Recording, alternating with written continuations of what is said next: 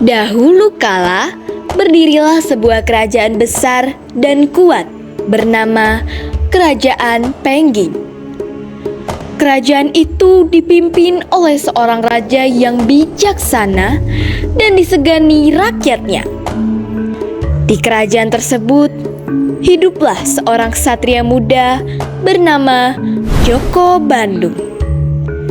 Ia terkenal karena kesaktiannya, keberaniannya di medan perang, serta kesetiaannya kepada kerajaan. Banyak rakyat mengagumi dirinya. Bahkan para putri kerajaan pun terpikat oleh ketampanannya. Suatu hari, Tuan Joko Bandung dipanggil untuk menghadap sang raja.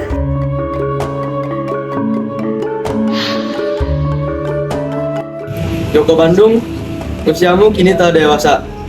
Kapankah engkau akan mempersunting seorang permaisuri? Ampun Baginda, hamba belum ingin memikirkan hal itu untuk saat ini. Mengapa demikian? Bukankah banyak wanita yang mengagumimu? Hamba telah berjanji Baginda, hamba akan mempersunting seorang permaisuri apabila kerajaan Pengging berhasil mengalahkan kerajaan Prambanan. Baiklah, tunjukkan rasa kesetiaanmu pada kerajaan ini. Siap Baginda. Tidak jauh dari kerajaan Pengging, berdiri kerajaan Prambanan yang megah dan makmur. Kerajaan itu dipimpin oleh Raja Prambanan yang sangat menyayangi putrinya, Roro Jonggrang. Roro Jonggrang dikenal sebagai putri yang sangat cantik, anggun, dan cerdas. Kecantikannya terkenal hingga ke berbagai penjuru kerajaan. Banyak pangeran datang untuk mempersuntingnya, namun tidak satu pun berhasil mendapatkan hatinya. Putriku Roro Jonggrang, kapankah engkau akan menikah? Hamba belum ingin menikah, Randa. Mengapa demikian? Bukankah banyak pangeran yang ingin mempersuntingmu? Hamba telah bertekad ayahanda, hamba hanya ingin menikah apabila kerajaan Prambanan berhasil memenangkan peperangan melawan kerajaan Pengging. Engkau benar-benar putri yang mencintai kerajaan ini. Keselamatan kerajaan lebih penting bagi hamba, ayahanda. Di dekat kerajaan Pengging, terdapat sebuah hutan gelap yang sangat menyeramkan. Masyarakat percaya bahwa siapapun yang memasuki hutan itu tidak akan pernah kembali hidup-hidup. Konon, di dalam hutan tersebut tinggal bangsa jin yang sangat kuat dan tidak dapat dikalahkan oleh manusia biasa. Tidak, Tuan Joko Bandung, jangan pergi memasuki hutan itu. Banyak orang telah pergi ke sana dan tidak pernah kembali. Konon katanya banyak bangsa jin yang ada di dalam hutan itu. Jika ada makhluk kuat di dalam sana, maka aku harus menghadapinya. Tidak, jangan Tuan. Tanpa rasa takut, Joko Bandung berjalan memasuki hutan terlarang itu. Suasana hutan sangat gelap dan sunyi. Angin bertiup kencang, sementara suara-suara aneh terdengar dari berbagai arah. Siapa manusia yang berani memasuki wilayah kami? Aku adalah Joko Bandung dari kerajaan Pengging. Tidak ada manusia yang bisa menghentikan bangsa jin. Kalau begitu hadapilah aku.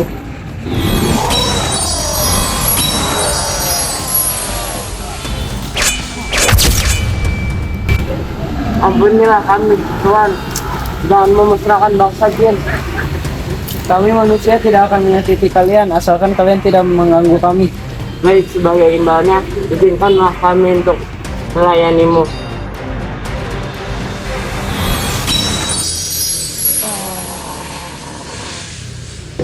Hari demi hari berlalu.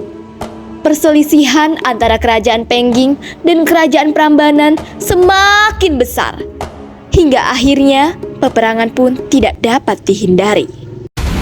Aku tidak akan menyerahkan kerajaanku begitu saja.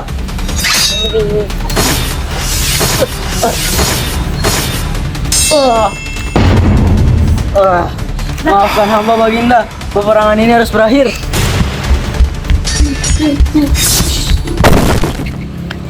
Peperangan besar akhirnya dimenangkan oleh kerajaan Pengging. Raja Prambanan gugur di medan perang setelah bertarung melawan Joko Bandung. Di tengah suasana peperangan yang kacau, terdengar suara tangisan seorang putri yang berlari menghampiri Raja Prambanan. Ayahanda, ayahanda bangunlah, jangan tinggalkan hamba. Roro Jonggrang menangis dengan penuh kesedihan di samping ayahandanya yang telah gugur. Melihat putri itu, Joko Bandung terdiam. Untuk pertama kalinya, hatinya tersentuh oleh kecantikan dan kelembutan Roro Jonggrang. Siapa wanita? Itu adalah Roro Jonggrang, putri dari Raja Prambanan, Tuan. Roro Jonggrang. Sejak saat itu, bayangan Roro Jonggrang terus memenuhi pikiran Joko Bandung. Roro Jonggrang berdiri termenung sambil memandang kerajaan yang kini telah jatuh ke tangan Pengging. Joko Bandung perlahan mendekati sang putri. Wahai Roro Jonggrang, sejak pertama melihatmu, abang sudah diatur. Ya tuh hati, engkau terlalu mengenal ayahadaku. Abang tahu kan, abang semuanya. Maukah kau menjadi permaisuriku? Hamba belum dapat memberikan jawabannya sekarang. Mengapa demikian? Hamba membutuhkan waktu untuk memikirkan semuanya. Saya kok handaran ini jawabannya. Hari mulai menjelang sore. Langit kerajaan berubah jingga keemasan. Sementara suasana istana menjadi semakin sunyi. Roro Jonggrang terus memikirkan cara agar dirinya tidak perlu menjadi permaisuri Joko Bandung, tetapi juga tetap dapat menyelamatkan dirinya dari paksaan tersebut. Akhirnya, ia pun mendatangi Joko Bandung untuk memberikan jawabannya. Tuan Joko Bandung, hamba telah mendapatkan jawabannya. Benarkah apakah engkau telah meninggalkan kita? Hamba hanya akan menerima barang anda dengan satu syarat. Apakah syarat itu? Bangunkan 1000 candi dalam waktu 1 malam sebelum fajar timur. Hah? 1000 candi? Malam saja. Meskipun syarat itu terdengar mustahil, Joko Bandung tidak menyerah. Dengan kekuatan yang diberikan bangsa jin, ia memanggil pasukan jin untuk membantunya membangun 1000 candi hanya dalam 1 malam. Wahai pasukan jin, bantulah aku membangun 1000 candi malam ini. Kami memenuhi panggilanmu, Tuan. Yang apa yang saya lakukan? Bantulah aku membuat candi sebelum fajar tiba. Baik, Tuan. Dengan bantuan para jin, pembangunan candi berlangsung sangat cepat. Batu-batu tersusun rapi hanya dalam waktu singkat.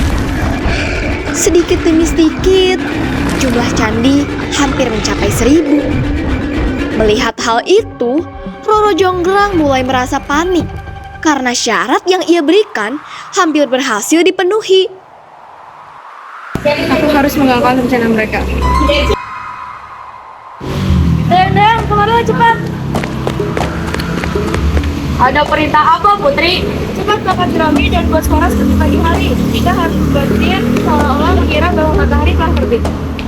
Siap, Putri.